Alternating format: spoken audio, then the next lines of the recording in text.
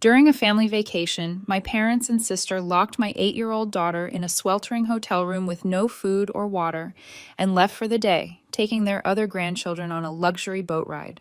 There wasn't enough space on the boat, they said. I didn't shout. I did this. 60 minutes later, their lives turned into hell. It happened in the middle of my shift at the hospital. I'm a nurse, so calls from numbers I don't know usually wait until break. But this one had the same area code as the hotel where my parents and sister were staying with my daughter Sophie. Something in me knew I had to answer. "Is this Emma Mitchell?" a woman asked, polite but tight. "Yes. I'm calling from the reception at the Beachside Hotel. Your daughter is here and would like to speak with you." My stomach dropped. "Put her on."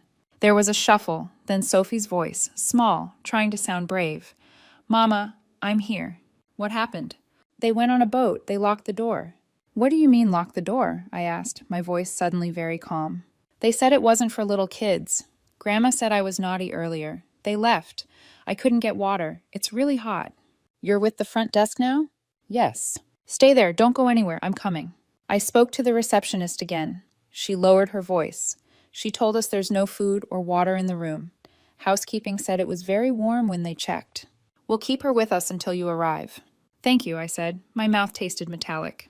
I started calling. "Mom, voicemail. Dad, voicemail. My sister Karen, voicemail." I texted, "Where are you? Why is Sophie alone? Call me now." Finally, Karen picked up, wind and laughter in the background. "Hey, we're just boarding." "Where is my daughter?" "She's at the hotel. She'll be fine. There wasn't enough space on the boat, and it's not really for 8-year-olds. Plus, she was acting up earlier. Mom said she needs to learn boundaries." "You locked her in a hot room without water," I said flatly. "She's exaggerating. Relax. You're being dramatic." Then she hung up. I grabbed my bag, told my charge nurse I had an emergency, and was in my car before the elevator reached the ground floor. The drive was 2 hours of white lines and worst-case scenarios. Every mile made me more certain there was no coming back from this. When I walked into the hotel lobby, Sophie was in an armchair, legs swinging, cheeks blotchy. She ran into me like she wanted to stay there forever. "You did everything right," I told her. The receptionist gave me a tight nod. "Thank you," I said. I sat Sophie down. "Did anyone say when they'd be back?" "They said later and not to touch anything." I checked my phone. No calls, no texts. I opened my banking app and froze. A pending charge big enough to make my chest tighten. Not lunch, not snacks. This was the boat trip, the one Sophie wasn't even on. I kept my voice even. "Could you print me the folio for this room?" The receptionist glanced at her screen, then nodded. While the printer hummed, my phone buzzed with a text from my mom. "Stop being ridiculous. She was safe. Learn to control your child." Safe, locked in a hot hotel room with nothing to eat or drink. Their version of safe had always been different from mine. The receptionist slid the paper across the counter, a neat list of charges, one of them big enough to make my stomach knot. I didn't need to study it. I already knew what it was. I folded it once and slipped it into my bag. Then I sat back down next to Sophie. She leaned against me, watching the lobby like she was afraid it might vanish if she blinked. I pulled out my phone. My hands didn't shake. Not anymore. I opened what I needed to open, tapped where I needed to tap, and made the call I should have made hours ago. Sophie tilted her head. "What are you doing?" "Fixing it," I said. We stayed by the window, the ocean bright and loud outside, people passing with beach bags and sunburns, oblivious. My phone buzzed again. I didn't answer. "Are we going home?" Sophie asked quietly. "Soon," I said and put my arm around her. I didn't need to shout.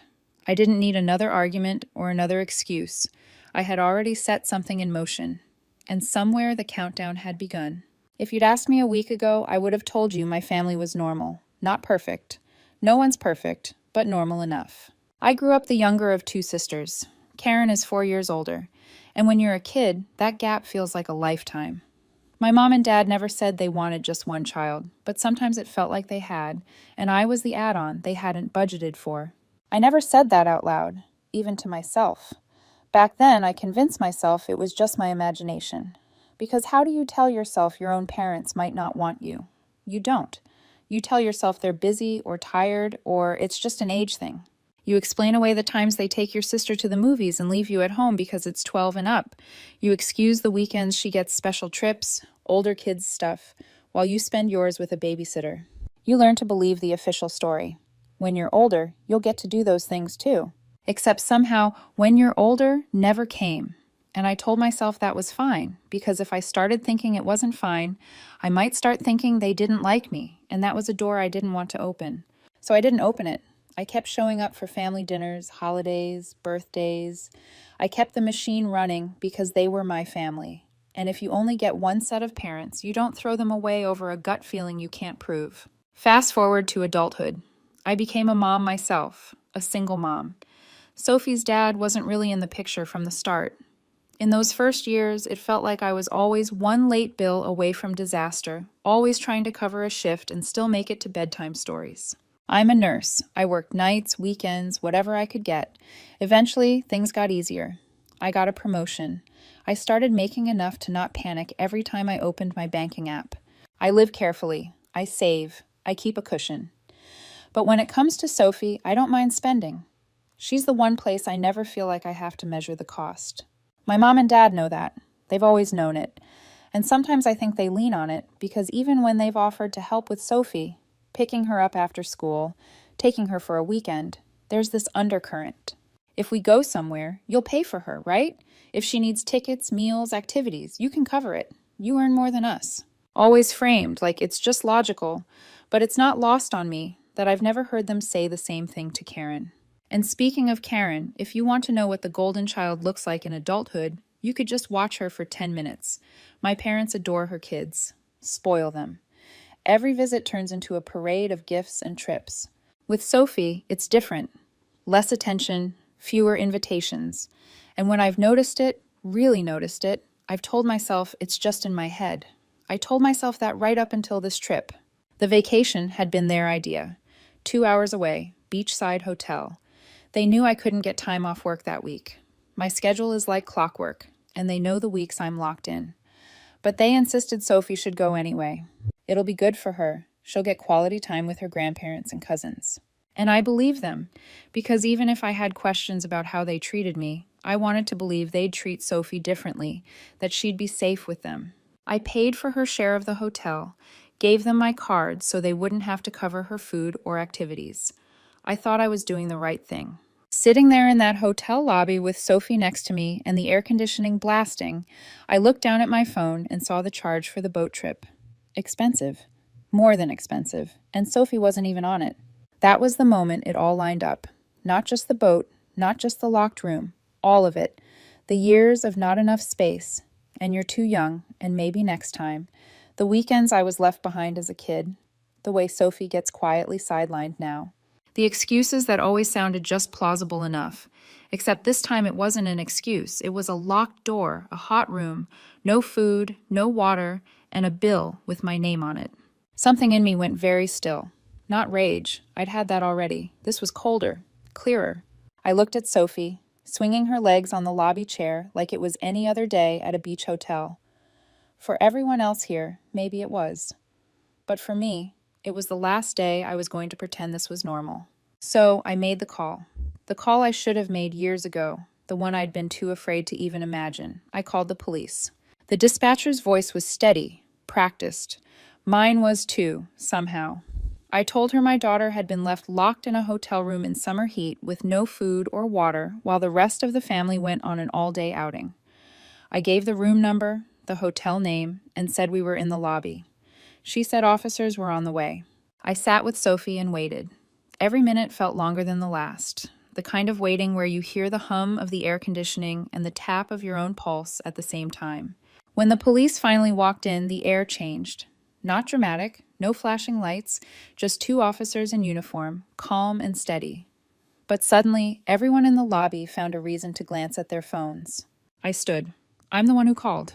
They sat me down and asked what happened.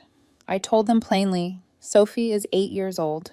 She was locked in that room for hours in the heat with no food or water. The rest of the family had gone out for the day. The older officer turned to the receptionist. Housekeeping found her when they came by. She said she was alone and upset and asked to call her mom. We brought her down here. Hearing it spoken out loud by someone else made my chest tighten. It wasn't just my version of events anymore. It was fact. They wrote it down. Then I showed them my phone with the pending charge for the boat trip. They paid for this with my card, I said. She wasn't even there. One officer raised an eyebrow. And the others? Where are they now? On the boat, I said. They should be back soon. They decided to wait. We sat there, me and Sophie on the lobby couch. Two officers posted near the entrance. I felt strangely calm. Not happy, not relieved, but calm in the way you get when there's nothing left to hide and no way for them to pretend it didn't happen. About 40 minutes later, they walked in. My mom first, then my dad, then Karen, with her kids in tow, sunburned, sunglasses perched on their heads, still smelling like salt water and sunscreen. The laughter died instantly when they saw the uniforms. "Can we help you?" my mom asked the officers, her tone pure. "I'm the one in charge here. Were you the guardians responsible for Sophie Mitchell today?" "Yes," she said, "but we need to ask you some questions about why she was found unsupervised." Karen cut in before my mom could finish. "She was fine. It was only a few hours." "She was locked in a room without food or water," I said, my voice flat. "It was hot." My dad shrugged. "It wasn't that hot." The younger officer glanced at Sophie, then back to them. "Would you leave your own children like that?" Karen didn't even hesitate. "Of course not. We'd never do that to our kids." The silence that followed was heavy enough to touch. I looked straight at her. "So, you admit you treat my daughter differently?" Karen rolled her eyes. "She's spoiled. Our kids know how to behave." That was it. You could see the shift in the officer's posture. That small, invisible line they'd been waiting to see crossed. One stepped away, radio in hand. I didn't hear every word, but I caught enough. CPS and protective custody.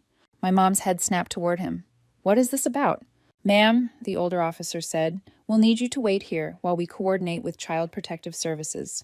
Karen scoffed loud enough for the whole lobby. "This is ridiculous. Overreact much?" The younger officer didn't even look at her. "Please take a seat." Sophie pressed herself into my side. I kept my hand on her shoulder, my eyes on the sliding glass doors at the front of the lobby. I wasn't sure what exactly was coming next, but I knew it wasn't going to be the quiet, polite wrap-up they were expecting. The radio call ended. The officer came back, murmured something to his partner, and both of them moved to stand between my family and the exit. My mom opened her mouth to argue again, but the older officer's voice was calm steel. "You need to remain here until CPS arrives. This is non-negotiable." Karen folded her arms and leaned back in the chair like she was the one inconvenienced. My dad kept muttering under his breath, but I didn't bother to catch the words. I glanced at the reception desk. The woman there was arranging a stack of brochures, pretending not to listen, but her eyes kept flicking toward Sophie. If she had an opinion about what was happening, and I was sure she did, she was too professional to say it. Sophie whispered, "Are we going to leave soon?" "Yes," I said, "we are." Karen started up again. "She's fine. She wasn't in danger. We do this all the time." The younger officer cut her off. "You leave your own children in locked rooms all the time?" Karen froze. My mom jumped in, flustered. "No, not ours. Just mine," I said. No one answered that. The lobby doors slid open and 3 CPS workers walked in with clipboards in hand. For a second, nobody moved. The officers straightened a little. My mom's mouth fell open mid-sentence, and Karen sat forward like she'd been hit with a bucket of cold water. The only sound was the whoosh of the air conditioning. I stayed where I was on the couch. Sophie pressed against my side, watching. The workers introduced themselves, their voices calm, steady, professional, the kind of voices you want when everything else is falling apart. Then they split, one toward me, the other two straight to my family. I didn't hear every word, but Karen wasn't exactly whispering. Her voice carried across the lobby, sharp and desperate. "She's fine. She wasn't in danger. We do this all the time." The younger officer I'd been watching earlier cut in, his tone clipped. "You leave your own children in locked rooms all the time?" Karen stammered. "No, not them." "Just mine," I said again. Not loudly, but loud enough. No one answered. The CPS worker near me crouched down so she was eye level with Sophie. "Hi, sweetheart. I'm Dana. You're safe now. You did the right thing by telling someone." Sophie looked up at me, waiting for my nod before she said anything. I nodded. Then Dana straightened and turned to me. "Thank you for calling this in. We're going to make sure every child here is safe." It should have been comforting. Instead, it felt like my stomach dropped through the floor because as furious as I was, as betrayed as I felt, this was still my family. Watching strangers take over felt surreal, like I'd been living in a bad dream and had just now realized I wasn't going to wake up. Across the room, one of the other workers, a tall man with glasses, was speaking firmly to my mom. She was trying every line she'd used on me my entire life. She was fine. You're overreacting. This is ridiculous. Except this time, nobody was nodding along. Then came the words that silenced the room. We're placing these children in protective custody. Karen shot to her feet. You can't just take my kids. But they could, and they did. The workers gathered Karen's kids, speaking softly to them while Karen's voice broke into tears and shouts. My dad muttered something about family sticking together, but his voice sounded small for the first time in my life. The kids were led toward the door, backpacks dangling from their shoulders, still sniffling. I didn't move. Sophie didn't move. We just watched them go. And as awful as it was to see, I also knew. This was the first time anyone had ever told my family no. The hotel manager appeared not long after. He didn't look angry, just done. Your booking is terminated, he told my parents and Karen. We don't allow child endangerment on our property. Karen sputtered. You can't. It's already arranged. Staff will help you collect your belongings. Minutes later, I watched as bellmen carried their suitcases down one by one under police supervision. The bags landed on the floor with dull thuds, the sound of endings. Guests whispered behind their hands, staring. My mom's cheeks burned red, and for once she had no words. One of the officers came over to me quietly. We'll need to keep those receipts and charges you showed us. They'll be entered into the report. I handed them over. He lowered his voice even more. There may be fraud charges. We'll see what the DA wants to do. I nodded. Understood. And then I did the one thing I hadn't been able to do all day. I walked out of there with my daughter. The next morning my phone rang. Karen. I shouldn't have answered, but I did. You evil, you got my kids taken away, she screamed before I could say hello. No, Karen, I said evenly. You got your kids taken away when you left mine locked in a hotel room with no food or water. You don't understand. I understand perfectly, I said, and hung up. The calls didn't stop. First my mom, then my aunt, then cousins I hadn't spoken to in years. Some were furious, some just fishing for gossip, but I gave the same answer every time. They left Sophie locked in a room. CPS got involved, that's it. And most of them, after a beat, said, oh, because there's not much you can argue with after that. By evening, I saw the Facebook post. Karen had dug up a picture of her and the kids on some picnic and wrote about being betrayed by family and losing everything because of lies. The comments started off sympathetic, but it didn't take long. Someone, I still don't know who, wrote, "Didn't you leave your niece alone in a hotel room?" After that, the tide turned fast. People she thought would defend her didn't. By the time I clicked away, it was a pile-on. I should have felt satisfied. Instead, I felt tired. About a week later, the call came again. This time, Karen's voice was different, frantic. Mark has the kids. CPS released them to him, and now he's filing for full custody. Do you understand? I'm going to lose them. I closed my eyes. He's their father. Where else did you think they'd go? They were supposed to come back to me, she cried. Now they're saying I might only get visitation. You need to talk to your lawyer, I said quietly. She kept ranting, blaming me, blaming CPS, blaming everyone but herself. I let her talk until I couldn't anymore. Karen, you treated my daughter like she didn't matter. This is what happens when you do that. She sobbed something I couldn't make out and hung up. It's been 6 months now. The custody case isn't fully finalized, but Karen's kids are living with their dad. What used to be a neat 50-50 split after the divorce is now him as the primary parent and her seeing them when the court allows it. At first, I thought maybe it was just CPS's recommendation carrying weight in court. Then came the part I didn't see coming. Sophie came home from school one afternoon and said almost casually, I saw Anna and Luke today. They said they live with their dad now. They told me they wanted to. That stopped me cold. It wasn't just the system or their dad pushing for custody. The kids themselves had said it. They told Sophie straight out that what happened at the hotel was messed up, their exact words, and that after it, they didn't want to live with their mom and grandparents anymore.